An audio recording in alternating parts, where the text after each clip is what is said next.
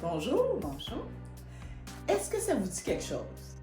Ton enfant te dit non tout le temps, ou qu'il argumente tout le temps avec toi, ou que tu te sens constamment en conflit avec lui ou avec ton enfant, bien entendu. Est-ce que ça te dit quelque chose? Oui. Alors, dans cette vidéo, nous allons voir le trouble oppositionnel chez l'enfant et qu'est-ce que l'hypnose peut faire pour aider. Alors, on va se présenter. Moi, c'est Nancy. Et moi, c'est Chantal. Nous sommes hypnothérapeutes et on fait des capsules à chaque semaine pour démystifier c'est quoi l'hypnose et comment l'hypnose peut aider dans vos défis personnels, bien entendu, familial. Et n'hésitez pas à vous abonner à notre chaîne YouTube, puis à cliquer sur la petite cloche pour être notifié lorsqu'on dépose une nouvelle capsule. On a aussi une page Facebook. N'hésitez pas à vous abonner. Aussi, on aimerait ça que vous restiez jusqu'à la fin. On a quelque chose pour vous. Et dernière chose, si vous avez des questions, n'hésitez pas à nous les soumettre au bas. Alors, le trouble oppositionnel chez l'enfant, il est souvent associé à la provocation, qu'on appelle le TOP, trouble oppositionnel provocation, et il doit être diagnostiqué par un pédopsychiatre ou un psychologue. Et puis, il doit être présent après 5 ans. On ne parle pas du Terrible 2.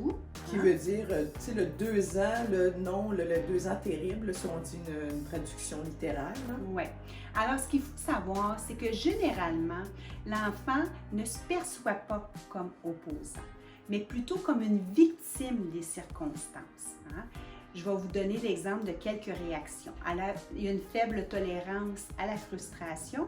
Alors, souvent, il peut être impliqué aussi dans les conflits, même si ce n'est pas un conflit qui lui appartient. Alors, il peut ne pas respecter les règles et puis absence de peur par rapport aux conséquences de ses propres actes.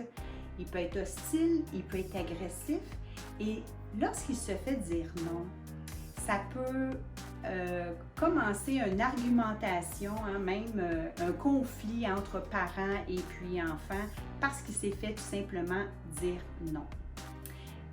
Alors, comment que l'hypnose peut aider? Par exemple, on peut aider au niveau de ce ressenti, autrement dit, de se sentir accepté comme il est. On peut aussi aider à l'ouverture à dire oui. Puis on peut aussi soit créer un pont d'entraide qui va aider à la personne de confiance, ou autrement dit que l'enfant va accepter plus l'aide des personnes de confiance de son entourage. Puis aussi, on peut augmenter son estime de lui. Il est important de prendre conscience que votre enfant ne se sent pas reconnu souvent dans ses besoins, dans son individualité ou même dans sa recherche d'autonomie. Alors, ce n'est pas en vous opposant à ces réactions que vous allez aider votre enfant à devenir plus ouvert à vous dire oui. Alors, allez voir dans le blog, allez voir l'article dans notre blog. Il y a plusieurs façons d'intervenir auprès de votre enfant qui pourraient déjà au quotidien vous aider. Oui, c'est une très bonne, en tout cas, des bonnes pistes parce que bien entendu, on fait une vidéo qui fait un sommaire, mais dans l'article, c'est beaucoup plus détaillé. Puis il ne faut pas oublier qu'un enfant opposant peut devenir aussi un adulte opposant.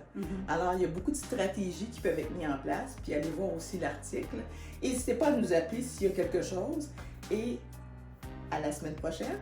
Au revoir. Merci d'être resté. C'est vrai, j'ai oublié de vous dire qu'il y a la capsule d'une auto-hypnose qui va pouvoir aider autant votre enfant ou vous-même.